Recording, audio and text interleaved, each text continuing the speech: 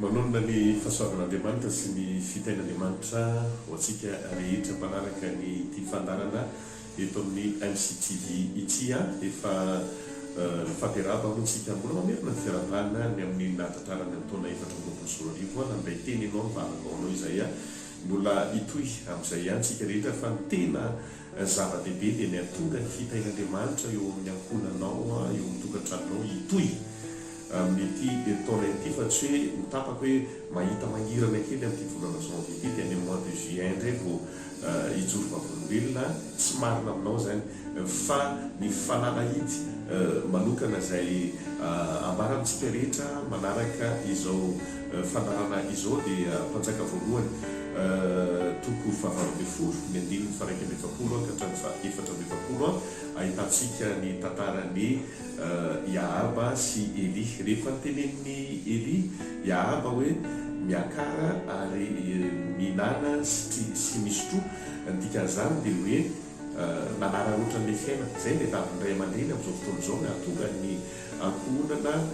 tena ihinana sy isotro ifaly zay ny voandray aman-dreny ihany koa rehefa maraina ao an-tokantrano mba tonga ny zanaka ihinana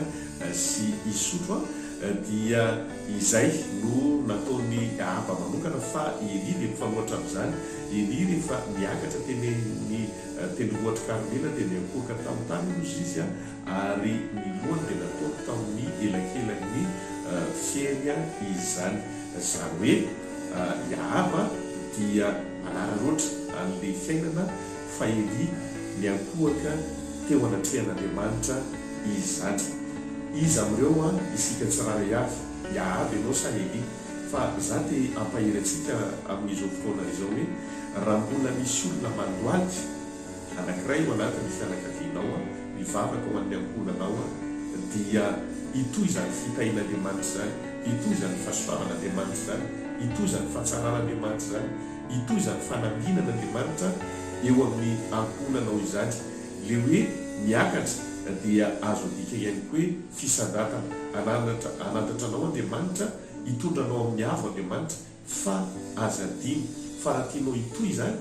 dia mila miankohaka, mila mivavaka isanandro tsika tsiraray avy avy amin'Andriamanitra ke io fahasoavana, avy amin'Andriamanitra io talenta izay men'Andriamanitra anao io dia noho izany dia milo izay fa ahitan'Andriamanitra ianao, atsapany herin'Andriamanitra, atsapany fanatrehan'Andriamanitra ianao hivavakitsika. Raha io mandesitraka anao ny anaran'i Jesosy Kristy izay manonona ny fahasoavanao, manonona ny fitahinao, manonona ny fahatsaranao, manonona ny fanambinanao ho an'ny tsiraray avy amin'izao fotoana izao dia toloko fo tanteraka ny tsiraray avy mitenika sanana ambaranao ao Genesis toko voalohany andiny fahavalo hoe ity taona ity dia taona ny fahabetsahana sy ametrahanao ny tsiraray avy amin'ny toeran'ny mpanapaka. Amin'ny anaranao Jesosy Kristy anaovako izany vavaka izany fahasoavana, fitahina, fanambinana izany no anapaka fezo tanteraka eo amin'ny fiainana tsiraray avy amin'ny anaran'i Jesosy. Amen.